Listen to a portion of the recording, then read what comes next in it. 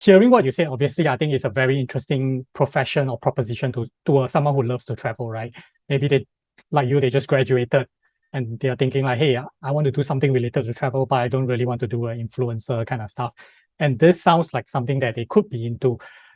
And you actually touch on what are a bit of the requirements of becoming a travel coach, in the sense that this is what it kind of stems from a passion of your own experiences and helping others to live through a similar experience, or like if there's a correlation between our history, it seems easier to connect, right?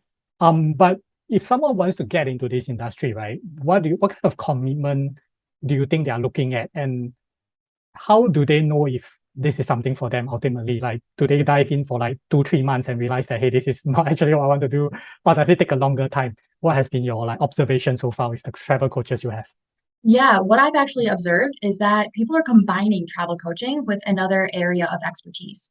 So I've had many doctors, physicians, lawyers, of course, many travel agents and advisors, life coaches, spiritual coaches, energy healers, name it, they're probably in there. Retreat, people who work in retreat, corporate coaches combine the travel coaching with what they do. And the reason being is because, like I said, travel is so beneficial in such a wide variety of ways. And people, these experts, no matter what field they're in, have a passion for travel and understand how it has impacted them.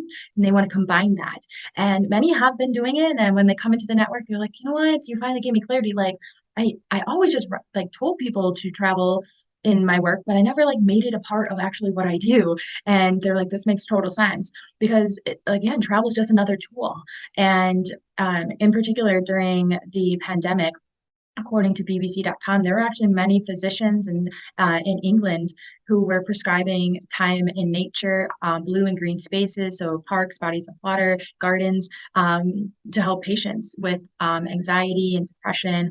And that industry is really growing as well too. So it's really interesting. I learned just as much from those coming into my network and seeing all the possibilities that just as much as I teach and guide them as well.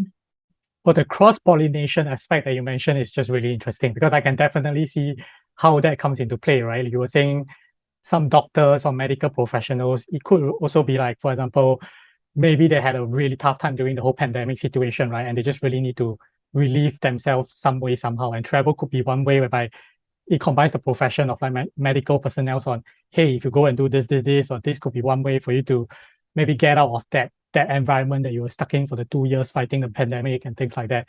That sounds really interesting, actually.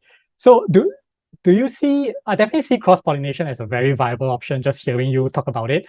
How, but what's the balance that you observe between, say, someone who is totally new and just exploring this particular space as a new profession, versus someone who already has a profession and is just like acquiring another skill set to top it up?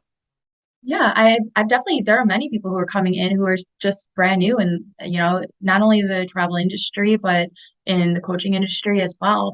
And it's because, and what I always hear, the response I always get is that, this is what I've been looking for. I just didn't know it was a thing. I didn't know it existed. And so how can you have a specific goal in mind to be or do something if you've never heard or seen it before. I mean, me, I know I can create something out of the blue if I feel like I don't find something, but most people need like a title or a role or something specific to work towards.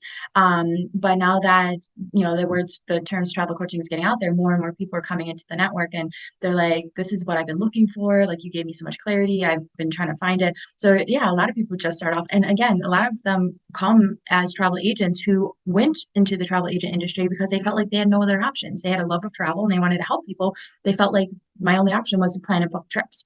I always knew in my heart that wasn't the case. And so travel coaching gives them a whole new set of opportunities.